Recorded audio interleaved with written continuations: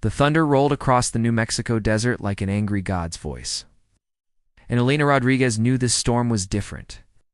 In her 34 years living on this isolated ranch, she'd weathered countless desert storms, but none had ever made the air itself feel electric, charged with something beyond mere lightning. As she stood on her covered porch, coffee growing cold in her hands, she watched the sky light up in colors that had no business being there. Brilliant purples and greens that pulsed like a heartbeat against the black clouds. What the hell? She whispered, setting down her mug as a streak of silver fire tore across the horizon, too low and too controlled to be lightning. The object, whatever it was, screamed overhead with a sound like tearing silk, leaving a trail of sparks. That lingered in the air long after it passed. Elena's breath caught as she realized it was going to impact somewhere on her property. The crash shook the ground beneath her feet, rattling the windows of her modest ranch house and sending her 3 horses into a panic. Elena grabbed her emergency kit and flashlight without thinking, muscle memory from years of living alone in the middle of nowhere taking over. If someone was hurt out there, she might be their only hope for survival. The nearest neighbor was 20 miles away, and emergency services would take hours to reach this remote corner of the desert.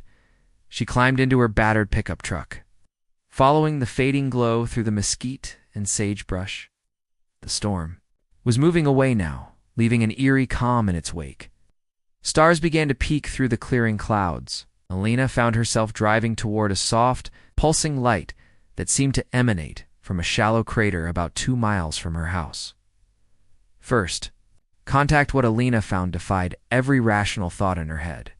Nestled in the center of the crater was something that looked like a giant pearl, surface smooth and iridescent, glowing with an inner light that shifted from blue to silver to deep purple.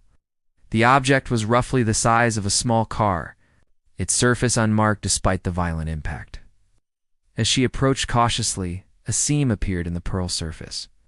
Opening with a sound like a whispered sigh, the figure that emerged took Elena's breath away.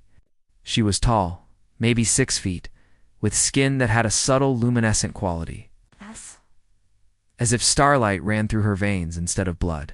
Her hair was long and silver white, flowing like liquid mercury around a face that was both alien and heartbreakingly beautiful. She wore what looked like a bodysuit made of material that shifted and flowed like living water, clinging to curves that made Elena's mouth go dry. But it was her eyes that captured Elena completely large. Silver blue orbs that held depths of intelligence, pain, and something that looked like desperate hope. The woman, for she was unmistakably feminine despite her otherworldly appearance, stumbled as she tried to step from her craft, and Elena rushed forward without thinking. "Easy there," Elena said, catching the stranger as she fell. The alien woman's skin was warm, almost fever-hot, and Elena could feel a rapid pulse thrumming through her body. "I've got you. You're safe. Hush." The woman looked up at Elena with those incredible eyes, and when she spoke, her voice was like music, melodic and rich, despite the obvious pain she was in. You are not afraid." Elena found herself smiling despite the impossibility of the situation. "Honey, I've been alone on this ranch for 8 years since my divorce. A beautiful woman falling from the sky is about the best thing that's happened to me in a long time, even if you are from another planet." Something that might have been a smile flickered across the alien woman's features. "I am Kess," she said, her accent exotic but her English surprisingly clear, "and I am grateful for your kindness." "Lena," she replied, helping Kess toward her truck. "And right now, I'm more concerned about getting you somewhere safe and comfortable than asking questions about how you learned to speak English or why you decided to crash land on my property." Sanctuary back at the ranch house. Elena's practical nature took over. She settled Kess on her couch, noting how the alien woman moved with fluid grace even while injured.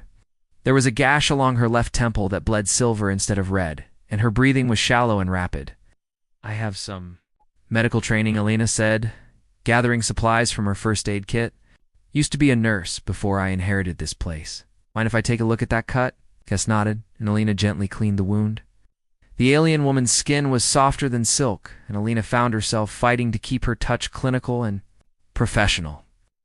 There was something about Kess that drew her in. made her want to trace those exotic features with her fingertips, to discover what other differences lay beneath that fascinating surface. "Your touch is gentle," Kes murmured, her eyes studying Elena's face.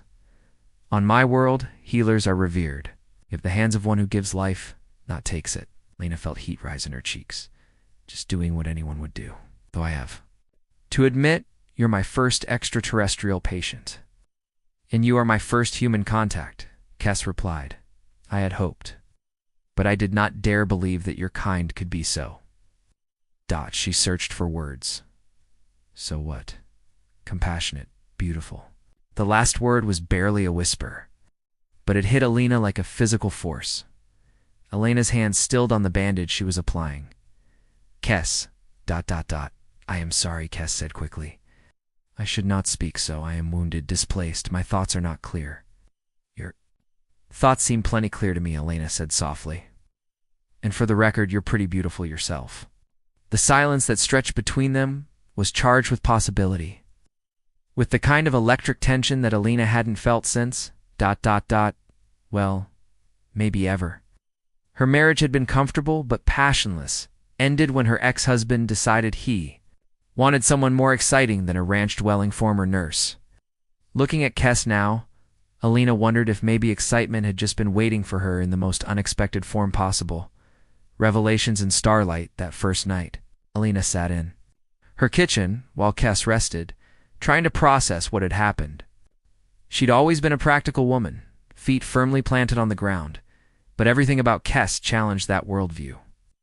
The alien woman's craft had somehow disappeared by morning, leaving only a faint circle of crystallized sand where it had been. Kes claimed it was a security feature, that the ship would remain hidden until she called for it. When Elena brought her breakfast, she found Kes standing by the bedroom window looking out at the desert landscape with an expression of wonder. She'd changed out of her strange bodysuit into one of Elena's oversized t-shirts and a pair of sweatpants, and somehow managed to look even more appealing in ordinary human clothes. "Your world is beautiful," Kes said without turning around. "So much diversity, so much life. On my planet, everything is controlled, ordered. There is beauty, but it is ... contained." "Sounds lonely," Elena observed, setting the breakfast tray on the bedside table. "It is." Kes turned to face her, and Elena was struck again by those incredible eyes. "I have been lonely for a very long time. Until last night, I had forgotten what it felt like to be truly seen by another being." Elena's heart skipped. "Kes, ... I know this is difficult to understand," Kes continued, moving closer. "Your species and mine are very different, but some things transcend species. The way you looked at me last night, the way your hands trembled just slightly when you touched me, these things I recognize." Elena found herself backing up until she hit the wall, not from fear, but from the intensity of what she was feeling. "I don't understand what's happening here, don't you?" Kes stopped just inches away, close enough that Elena could feel the heat radiating from her skin.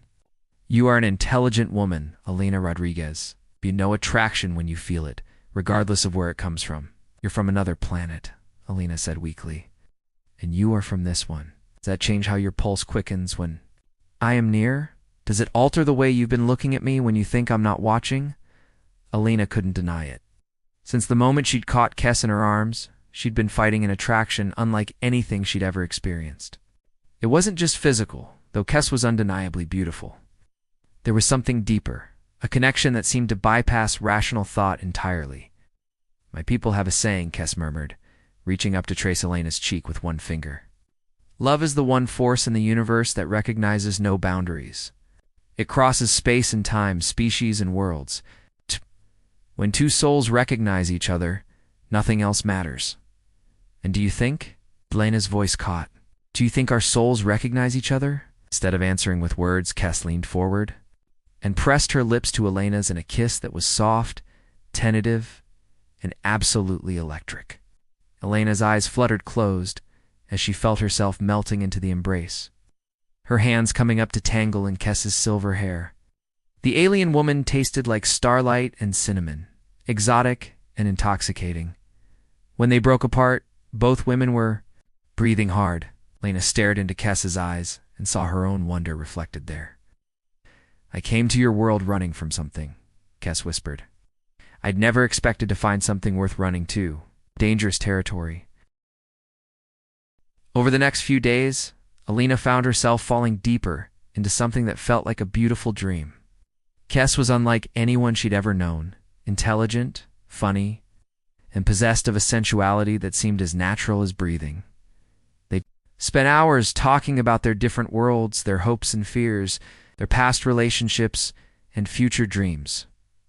Kes told her about her home planet Zarian, a world of crystal cities and controlled perfection where individual desires were subordinated to the greater good. She spoke of feeling trapped, suffocated by a society that valued conformity above all else.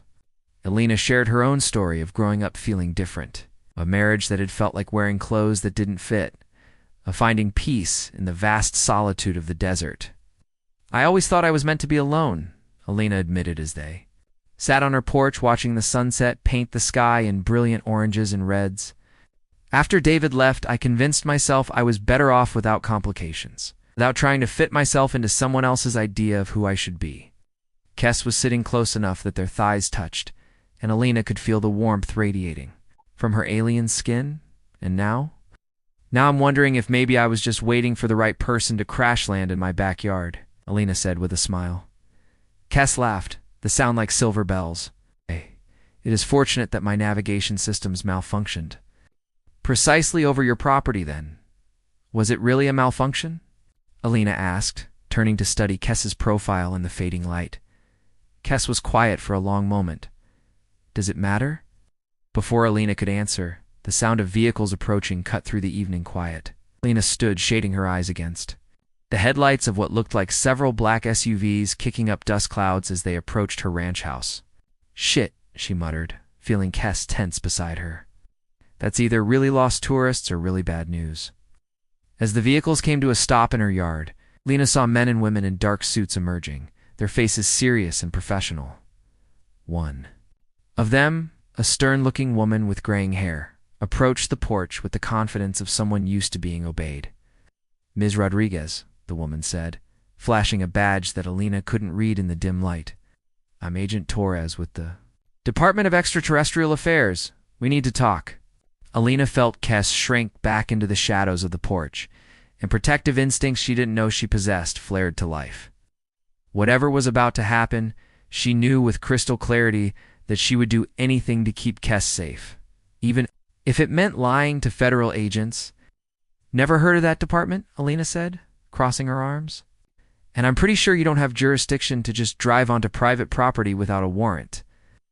Agent Torres smiled, but there was no warmth in it. "Miss Rodriguez, 3 nights ago, every satellite and radar installation in North America detected an unidentified craft entering Earth's atmosphere and crashing in this area.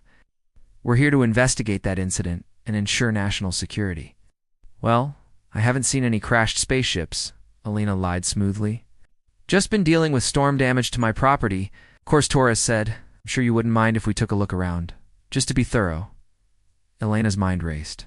She had no legal grounds to refuse, and she suspected these people had ways of making her cooperate regardless. But she also knew that whatever Kes was running from, federal agents poking around would only make things worse. "Actually, I would mind," Alina said firmly. "This is my home, and unless you have a warrant, I'm going to have to ask you to leave."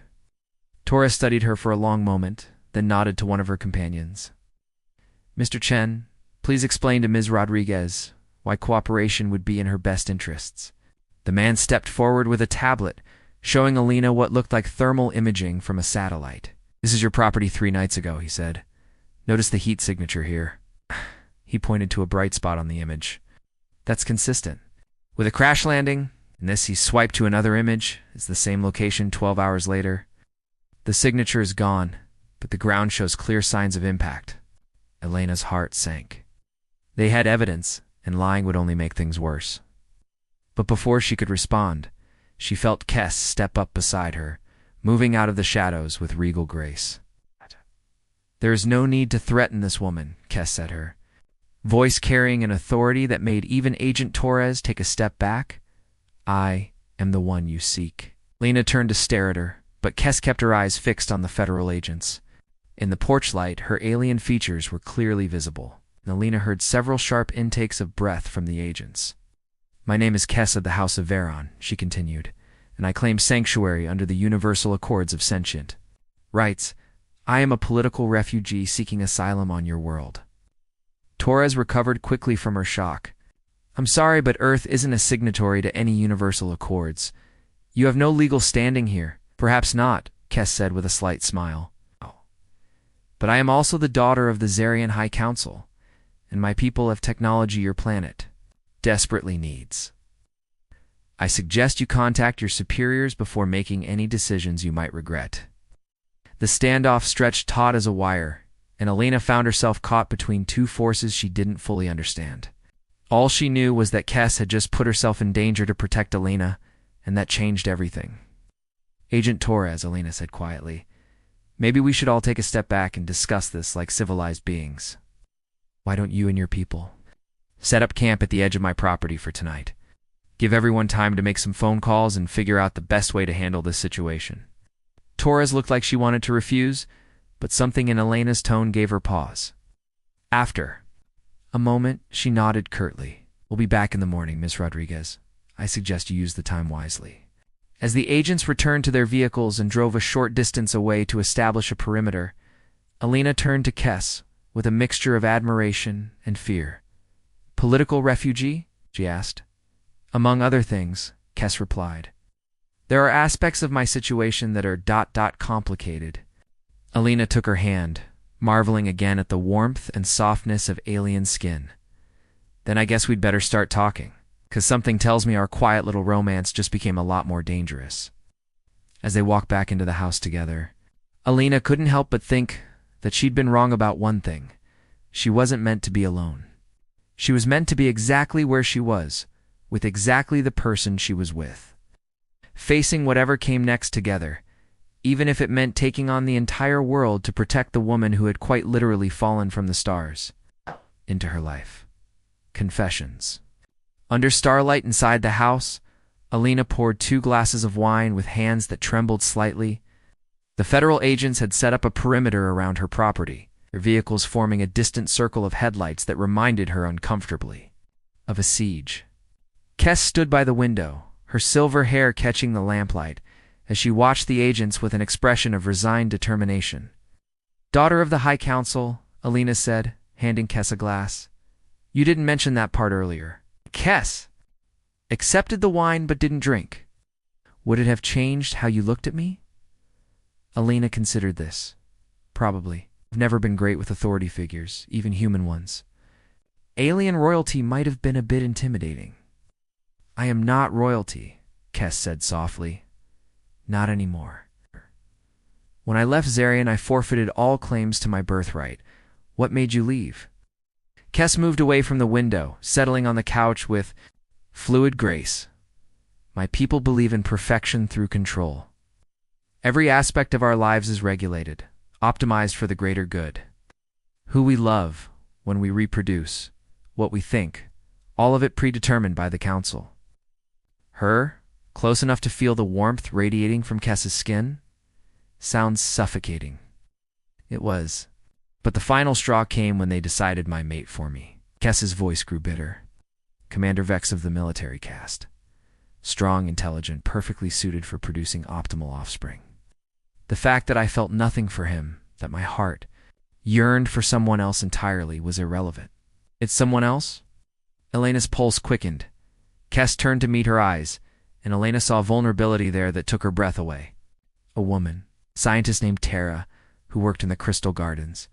She was kind, brilliant, beautiful in ways that had nothing to do with genetic optimization. I loved her with everything I was. Elena felt a stab of something that might have been jealousy. What happened to her? She was reassigned to a distant colony when the council discovered our relationship. I was told I would never see her again unless I submitted to the arranged mating. Kes's hands clenched into fists. That night I stole a ship and fled. I've been wandering the galaxy for 3 years, searching for a place where love could exist without permission. Lena reached out, covering Kes's hands with her own. "And you found Earth." I found you, Kess corrected, turning her hands to intertwine their fingers. In 3 years of searching, I never felt what I felt the moment you caught me in your arms. It was like coming home to a place I had never been. The words hung between them, loaded with possibility and danger.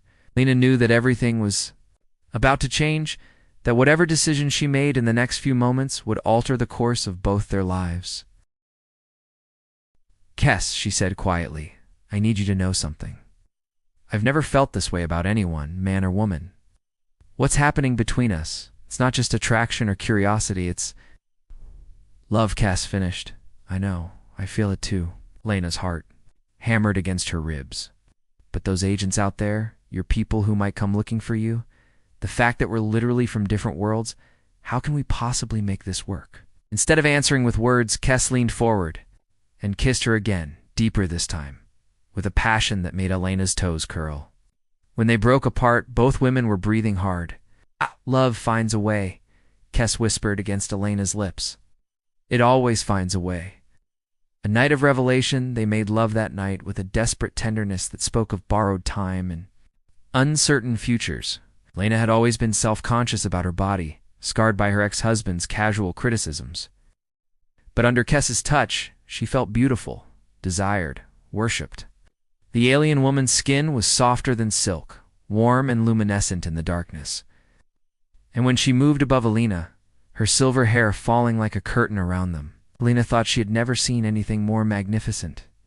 Kess was patient, reverent, exploring Elena's body with fingers and lips that seemed to know exactly how to drive her wild.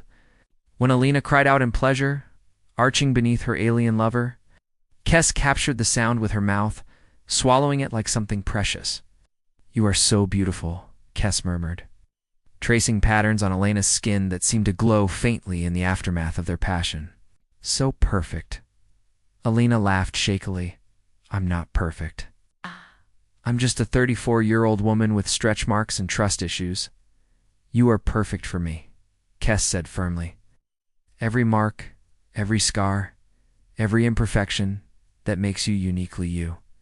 I would not change a single thing. They lay entwined in the darkness, Elena's head on Kess's chest, listening to the double-time rhythm of her alien heartbeat. Outside, the federal agents maintained their vigil. But in the cocoon of Elena's bedroom, the rest of the universe seemed very far away. What will you do if they try to take you? Elena asked quietly. Kess's arms tightened around her. That will not go quietly. My people gave me diplomatic immunity when I was born into the High Council bloodline. Even if I have renounced my heritage, the protections remain. These humans cannot simply arrest me without causing an interstellar incident. If your people come for you, then I will have to make a choice, Kess said.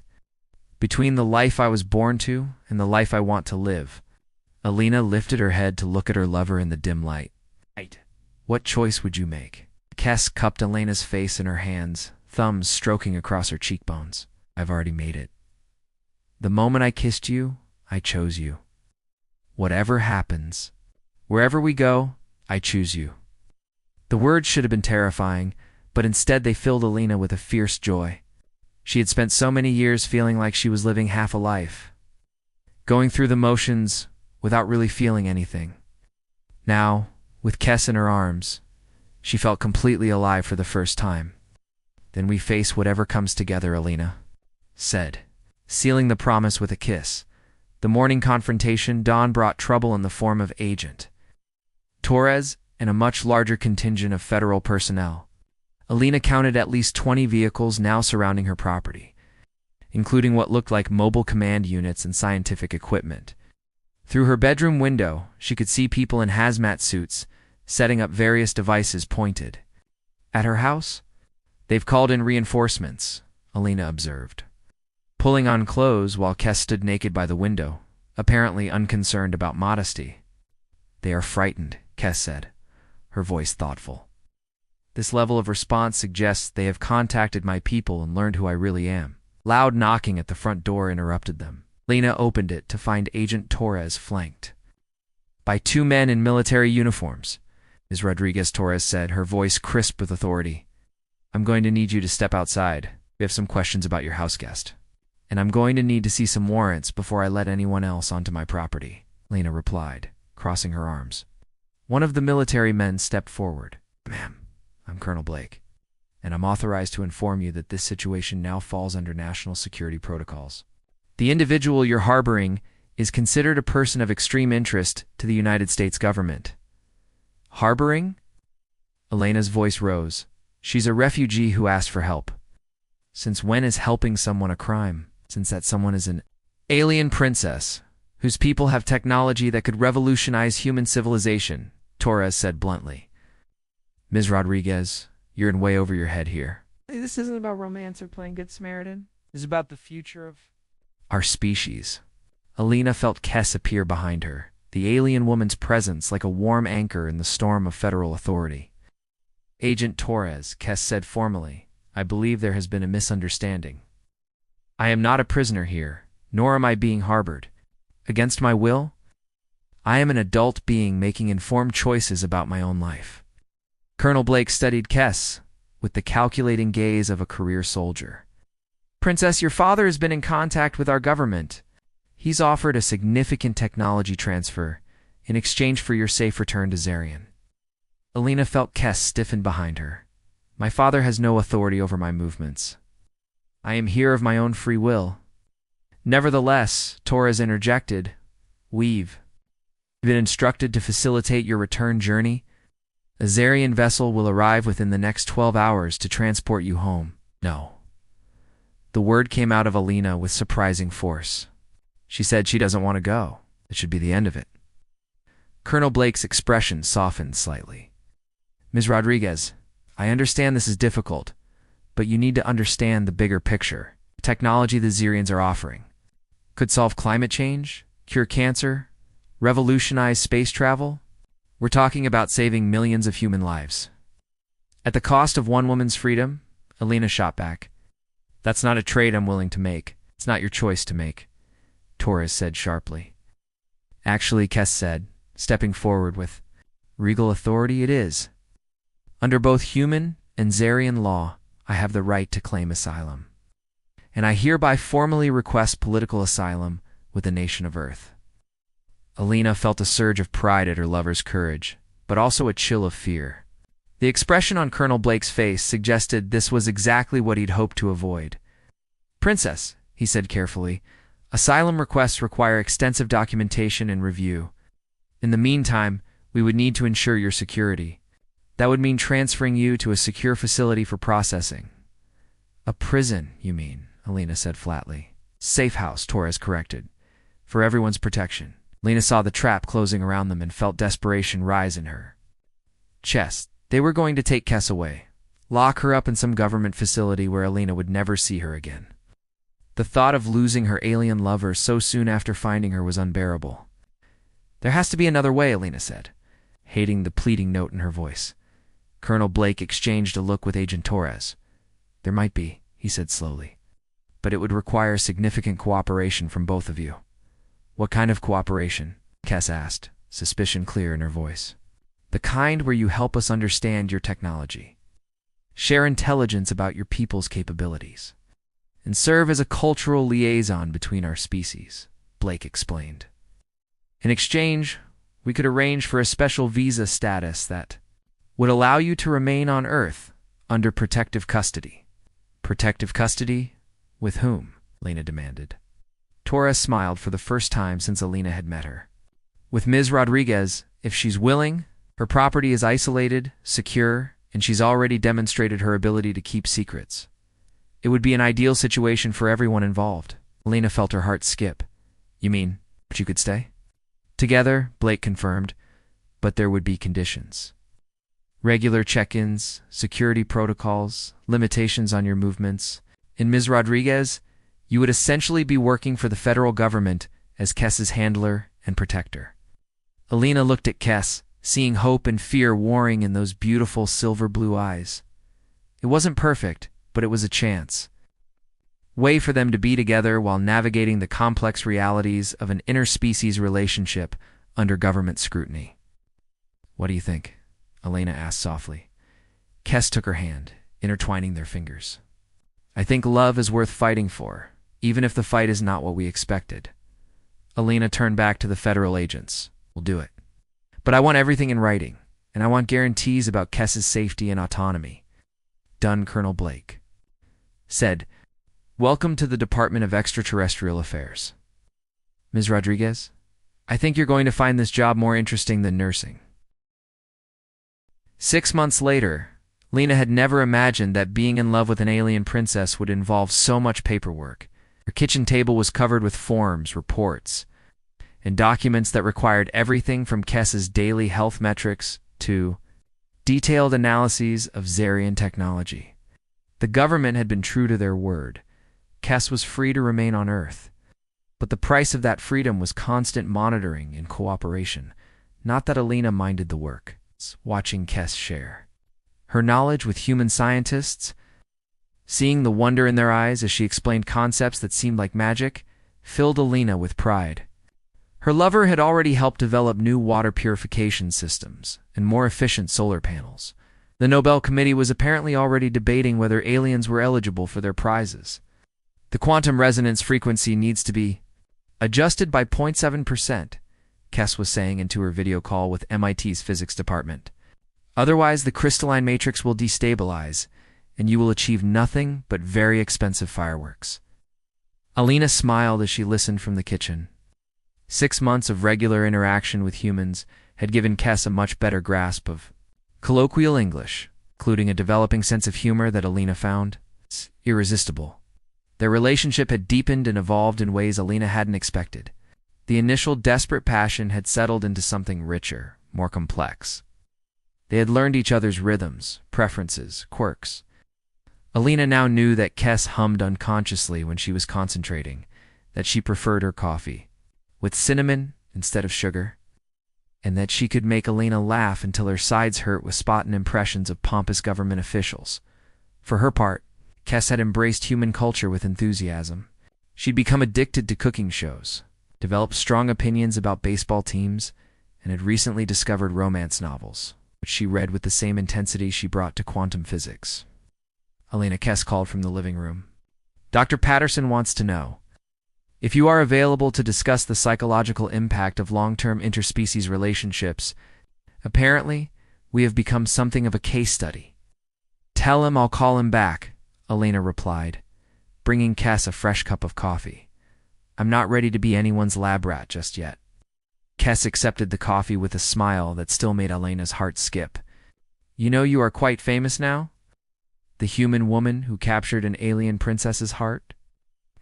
I prefer to think of it as the alien princess who captured a lonely rancher's heart, Lena said, settling beside her on the couch. Their peaceful moment was interrupted by the chime of Elena's specially issued government phone, the one that only rang when Agent Torres or Colonel Blake needed to speak with them urgently. Rodriguez, Alina answered, immediately going into professional mode. Alina, it's Torres. We've got a situation. Long-range sensors have detected 3 Zarian vessels approaching Earth's outer perimeter. They'll be here within 6 hours, Lena felt ice form in her stomach. Is it her father? Unknown, but given the size of the fleet, it's definitely official. I need you and Kess to get to the secure facility immediately. We're activating the emergency protocols. Alina looked at Kess, who had gone very still. Her alien senses apparently picking up on the gravity of the situation, even without hearing. The conversation will be ready, Alina said, ending the call. My people have come, Kess said quietly. It wasn't a question. 3 ships. Torres wants us at the secure facility within the hour. Kess stood and moved to the window, staring out at the desert sky as if she could see the approaching vessels. They will not leave without me this time. My father is not a man who accepts defiance easily. Alina joined her at the window, taking her hand. Then we don't give them a choice. We stick to the plan, use Earth's political protection, and hope. That diplomacy wins out over family drama. And if it doesn't, Lena turned to face her fully, cupping Kess's face in her hands. Then we run. I've got savings contacts in other countries. We disappear until this blows over. You would do that? Leave your home, your life, everything you've built here? Kess, Alina said softly, you are my life now. Everything else is just details. The father's gambit, the secure facility, turned out to be an underground complex hidden beneath an innocuous military base in Colorado. Kalina had never seen anything like it, gleaming corridors filled with technology that seemed decades ahead of anything she'd known existed. Dr. Sarah Chen, the facilities director, gave them a brief tour before escorting them to a conference room where Colonel Blake and Agent Torres were waiting with grim expressions. "The situation is more complex than we initially thought," Blake began without preamble. "The lead vessel is carrying High Counselor Vex Kess's father, but the other two ships contain something else entirely." Kess went very still. What? Military? "Vessels," Torres said. "Your father isn't just here to negotiate. He's prepared to take you by force if necessary." "He would not dare," Kess said, but Alina could hear the uncertainty in her voice. "Earth is under the protection of the Galactic Non-Interference Treaty." "Actually," Dr. Chen said, consulting her tablet, "according to the documents your father transmitted, you're considered a rogue agent who stole classified Zarian technology. He's claiming the right to retrieve both you and the stolen property. Under interstellar law." Alina felt anger flare in her chest. "That's bullshit." Kess chose to leave. "She's not stolen property." "No, but the technology in her head might be," Blake said grimly. Apparently, as a member of the High Council bloodline, Kess was implanted with biological storage devices containing state secrets. Her father wants those back. Kess's hand went to her temple, her expression stricken. "The neural matrices." "Had forgotten. ... They were implanted when I was a child. I barely noticed them anymore." "What kind of state secrets?" Alina demanded. "Military codes, technological specifications, diplomatic protocols," Kess said quietly. "Everything needed to either make alliance with Zarian or wage war against them." The room fell silent as the implications sank in. Alina realized with growing horror that this was never just about a father wanting his daughter back. This was about two civilizations playing chess with Kess as the most valuable piece on the board. "So what are our options?" Alina asked. Torres pulled up a holographic display showing Earth's orbital space. 3 sleek vessels hung like silver daggers against the black void. "Ah, your father has requested a face-to-face meeting," she told Kess. "He's willing to come down to the surface under diplomatic immunity, but he wants to speak with you alone." "Absolutely not," Alina said immediately. "It's obviously a trap." "Perhaps," Kess said thoughtfully, "but it might also be an opportunity. My father is many things, but he is not without honor. If I can convince him that my happiness matters more than Zirian's political interests, ... and if you can't," was quiet for a long moment, "then I will have to choose between the safety of your world and my own freedom." Alina felt her heart clench. "What does that mean?" "The neural matrices can be removed," Kess said quietly. "It is a dangerous procedure, and it would change me. Some of my memories would be lost, aspects of my personality altered. No longer be exactly the same person you fell in love with." "Gosh." "But you would be free," Alina said. "I would be free, but at the cost of everything that makes me who I am. The question is whether that trade is worth making." Alina stared at her lover, seeing the pain and conflict in those beautiful alien eyes. The choice was impossible: lose Kess to her father's demands, or lose the essential parts of what made Kess herself. "There has to be another way," Alina said desperately. Dr. Chen cleared her throat. "Actually, there might be, but it would require taking an enormous risk." All eyes turned to her. "What kind of risk?"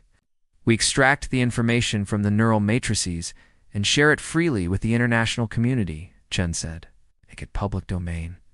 If the secrets are no longer secret, they lose their strategic value." Blake looked horrified. "That could destabilize the entire geopolitical balance. Or it could level the playing field," Torres countered. "If every nation has access to Zarian technology, no single power gains an advantage." Kess was nodding slowly. "It would work. My father's authority comes from controlling access to our technology. If that control is removed, he loses his leverage over both you and Earth," Alina finished. "But what about the danger to you, the extraction procedure?" Less dangerous if we're extracting copies rather than removing the matrices entirely. Chen said, Kes would retain her memories and personality, but the information would no longer be exclusive to Zarian. Lena looked around the room at the faces of people who had become unlikely allies in their fight for love across the stars. What do you think? She asked Kes. Kes took her hand, squeezing gently. I think it is time to stop running and start fighting. But Elena, you need to understand, once we do this, there will be no going back. My people will consider me a traitor. I will never be able to return to Zarian. And I need you to understand, Elena replied fiercely, that I don't care about Zarian or politics or interstellar treaties. I care about you being free to choose your own life. The heart's true choice, the extraction procedure, took place in Dr. Chen's most secure laboratory, with Kes lying on a medical table surrounded by technology that looked like it belonged in a science fiction movie. Lena held her hand throughout the process, watching monitors that displayed information she couldn't understand but that seemed to re-indicate everything was proceeding normally. Neural pathways stable, Dr. Chen reported.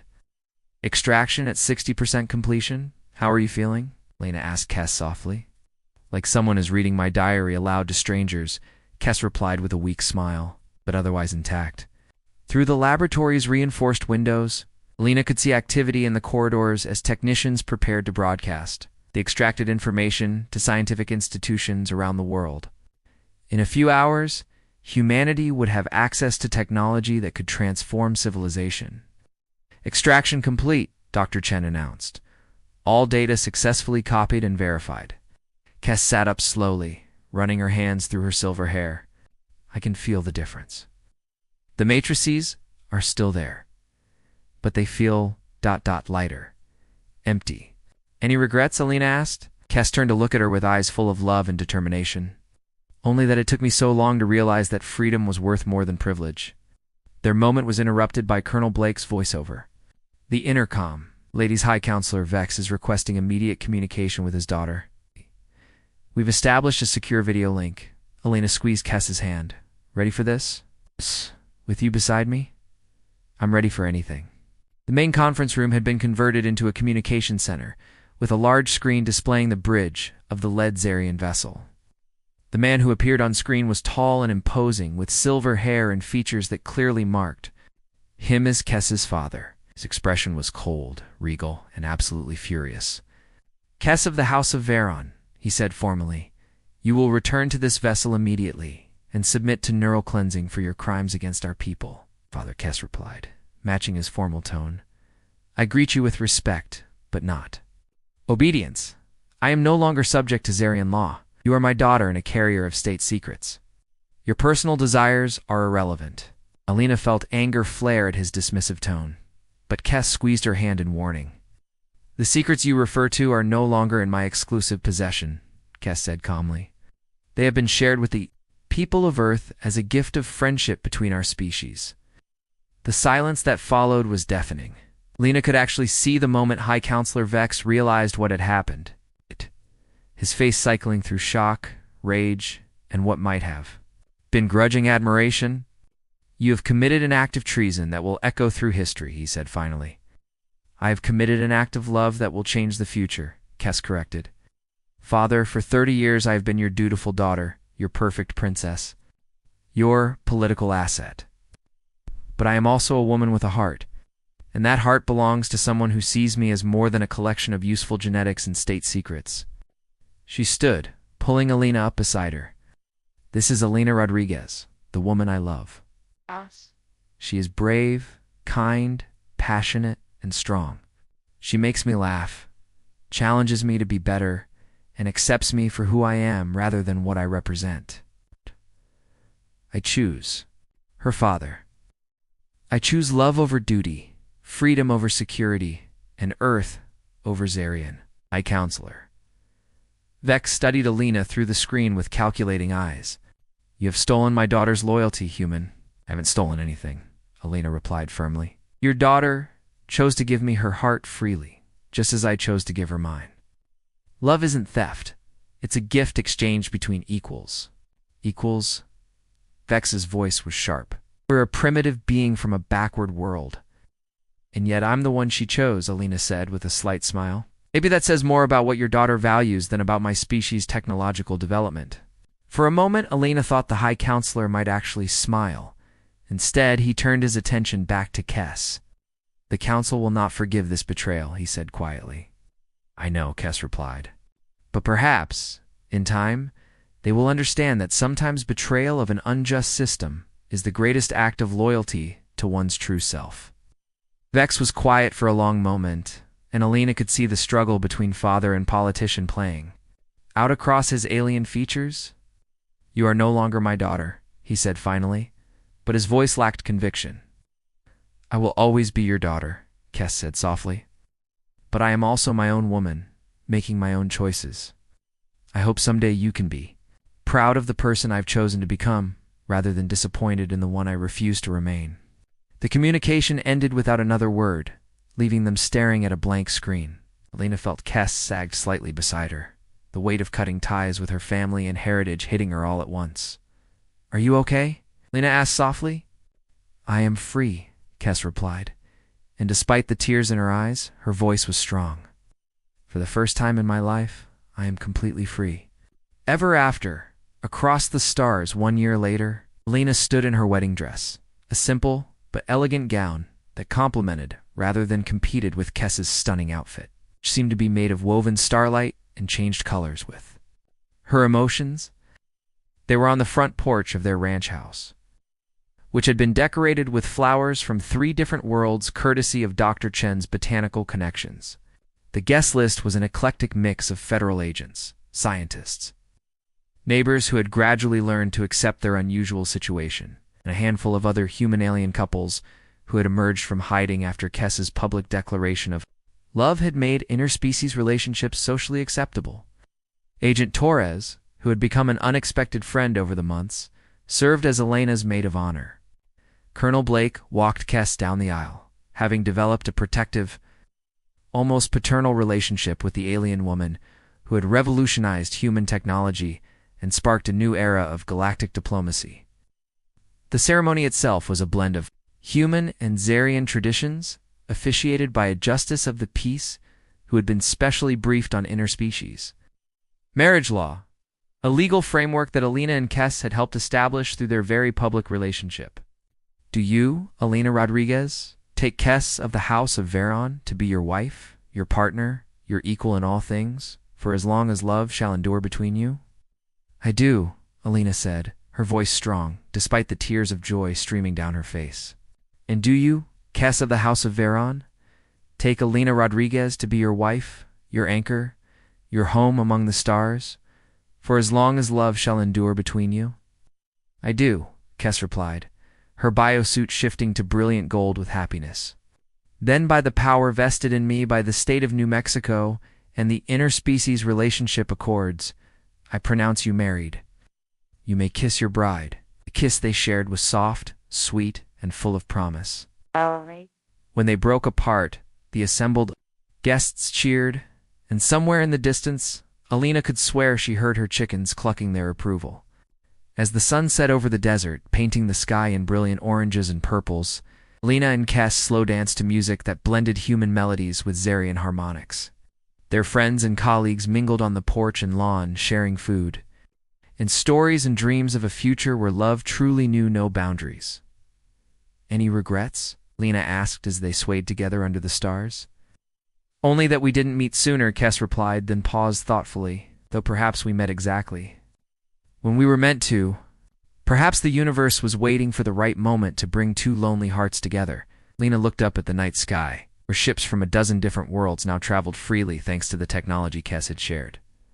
Somewhere among those stars was Zarian, where High Counselor Vex was reportedly facing pressure to modernize their rigid social structure. Change was coming to the galaxy, sparked by one woman's courage to choose love over duty. "I love you, my alien princess," Alina whispered. "I love you too, my Earth angel," Kess replied. "Always and forever, across all the stars." As they kissed again, under the vast desert sky, Alina couldn't help but smile at the thought that their love story had started with a crash landing and was ending with a takeoff into a future bright with infinite possibility.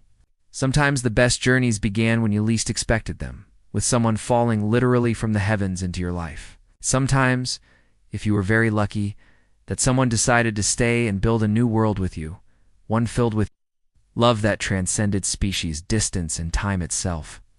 The end.